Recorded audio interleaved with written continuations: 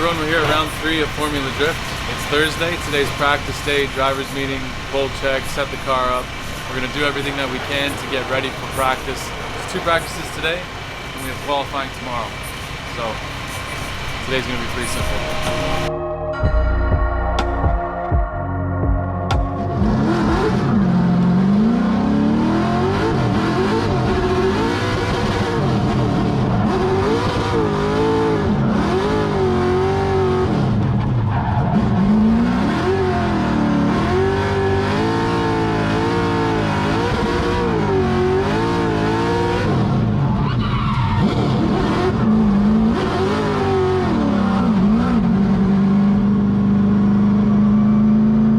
Back to back? Back to back. Back to back. Back to back? Back to back. Not good. Toe to toe.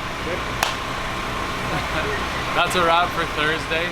We finished up our second practice. It's about 9 o'clock.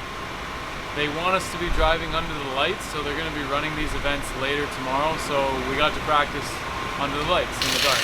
Super cool. Track's really well lit. The car's doing well after we fixed up a couple electrical gremlins. That was easy to fix. Took us about 30 minutes. Then we got 6 solid laps in. I hit the wall on the first lap, so I'm not counting that one. We got 7 total. Went a little deep in outer zone 2, hit the rear corner, broke a wheel, but that was all the damage that was sustained. So we're in good shape. I feel good for tomorrow. We've got to do one thing, and that's extend outer zone 3. And that's pretty much the biggest critique that we had. I'm starting to pick up on all the visual cues of the track. Everything's really hard to see because the background really blends in with everything else. So it's been kind of hard to pick up on that, but we're good. Like, it's all just seat time at the track. So we're doing qualifying tomorrow. See you guys later.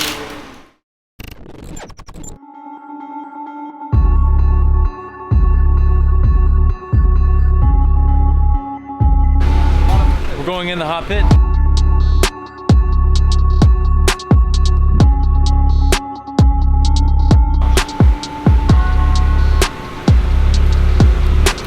Nunchucks.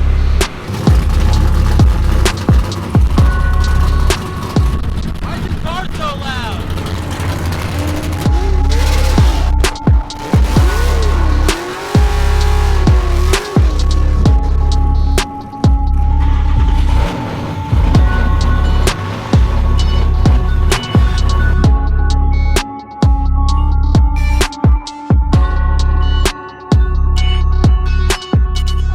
We are about 5 minutes out from qualifying. We're the 5th driver, so because we're in 5th place. Tommy leads us by 2 points, and then 1st, 2nd, and 3rd is Dimitri, Novak, and Austin Mata. So it's actually pretty close. We're gonna go out, do our best. The car feels good. We're going with a unique strategy on the rear setup so that we can make sure that we nail all the zones. We're not looking for speed, so we're just looking for a line, angle, style. So stay tuned to the live feed. You guys are going to see how we do.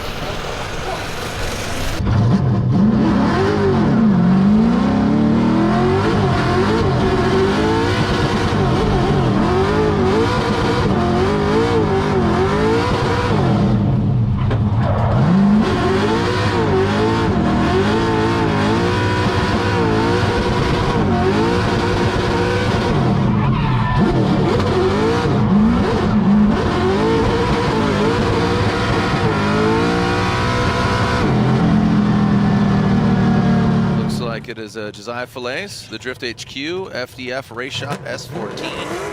Another Canadian driver from Trenton, Ontario. All right. Josiah, in that first outside zone, really digging deep, consistent. Look at that, just a lot of handbrake there being pulled in. Hung it out to dry in that second outside zone. Down to that 3rd outside zone. Transitions in that final. Dips it in, so that was a good ride. He talked about, Novak and our previous drivers really just consistent with that line. You saw him dip in, kind of got nervous, maybe a little handbrake to cause the car to slide out, and it went a little too far. Yeah, and with the compressed track here, the judges want to see the utilization of noticeable inputs at a minimum. Trying to be aware of that flow, trying to be aware of the line, keeping it as consistent as possible, trying to maximize those points for each category. What we've seen from Josiah this year is we've seen a driver that has improved round by round. He scored 52 points in Orlando, came back and got an 80 in Englishtown. So we are seeing some improvements from him here. And he did have a couple mistakes here on his qualifying run, most noticeably in outside zone 4. But we'll see what the judges think here, as now he's got it wrapped up. He's looking for that one and done and to prepare for tomorrow's event. You see a little bit of wavering there. He fired outside zone 3 and getting into it. And here, just a little bit of struggle going a little bit too long into that final section. As Josiah awaits his score, a lot of BMWs and S chassis in the mix for a Pro Spec Championship. Taking a look here, a little longer camera angle for that second outside zone.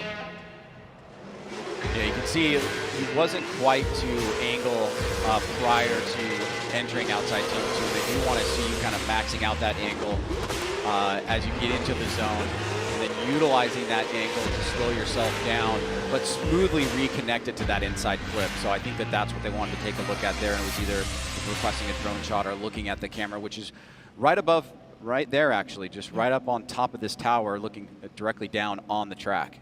When you're taking that left-hand turn and you want to flick it back, and Josiah just failed to do that. So Josiah Falaise with a 77 for Josiah on his first run. So we just finished qualifying and we put ourselves in 22nd with a score of 77. Not the greatest, not the worst. Whenever you're in the middle of the pack, you're pretty much anyone between like an 83 and a 77 are going to be going against each other. So we set ourselves up for a mid-pack battle, which means we're going to see some of the top qualifiers somewhere around the top 16. I'm not too worried. It means we're going to be chasing first, so I think we're in a good spot for tomorrow. So that's it for today. We're going to get some rest, relax a little bit. We got to do autographs, and yeah, see you guys tomorrow.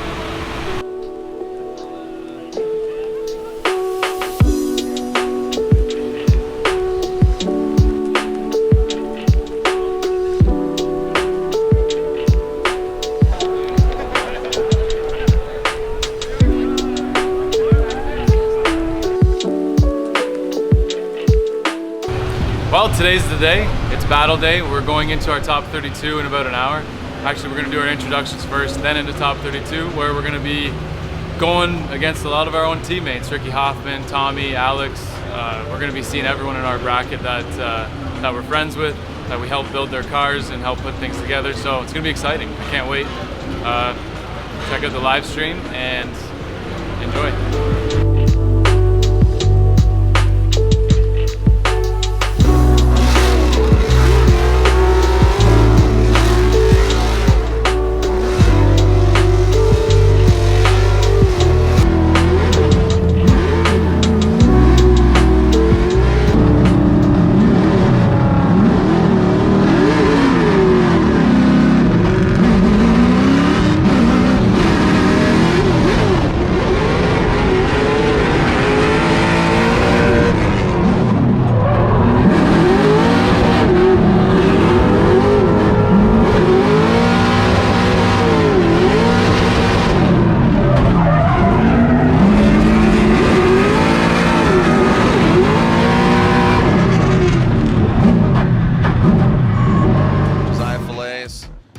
Ontario. Got that nice orange beard keeping him warm in Trenton. So a fairly equally matched horsepower. It's buying a little time. A little comedic. Jason, you were the butt of the joke, but far from. Here we go, back to the action. We are seeing Lucas Torno, Josiah Falaise, and Torno. We got a clean start here. The KingPerformance.com BMW coming now into that second outside zone. Swings it on in. Can he bring it, tighten it up? You see a quick little correction to adapt to bring it around that inside clip into that third outside zone. Now coming into that fourth. Josiah presses hard and presses, I believe, into that back right wall. If they would have held that camera shot, could have got a little shrapnel in the face, the splash zone. But fiberglass, not water, my friends. Well, just to recount, this is a huge opportunity here for Josiah Falaise. He is just 22 points outside of third place, which was Austin Mata, or currently is Austin Mata, who is out of competition. But I think he makes a pretty sizable mistake here. Prior to outside zone 4, he comes sweeping behind, and as he transitions into this section here against Torno, gets into a tough situation that causes him to kind of straighten out there, and he got really close to the wall as he was transitioning back around, and it looks like the right rear touches the wall and puts him in a position where he has to make that sacrifice. So I don't know that it's going to be an incomplete, but he definitely straightened out quite a bit there, and it may put him at a disadvantage going into the second run. And Bumper Boys keep him busy over there.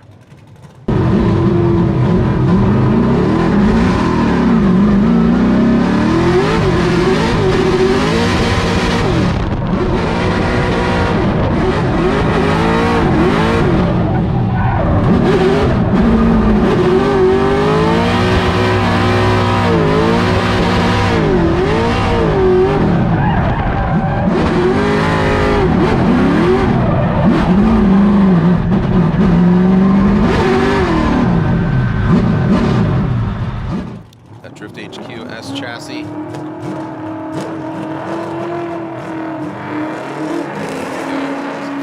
start. There we do.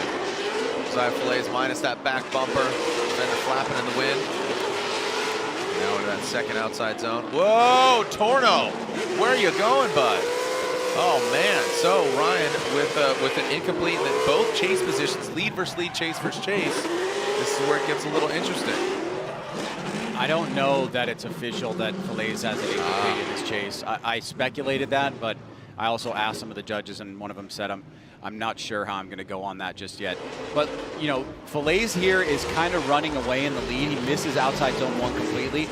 But Torno, I think, should have kind of adapted to that a little bit better, because he starts speeding up to catch up and gets pinched in an area where he really has nowhere to go. So this run, or this battle rather, has some parts of sloppiness and making some moments where a slight adjustment, maybe thinking about the overall strategy, might have paid a better dividend for Torno here. You know, I think he was at an advantage. It's possible that Falaise has an incomplete.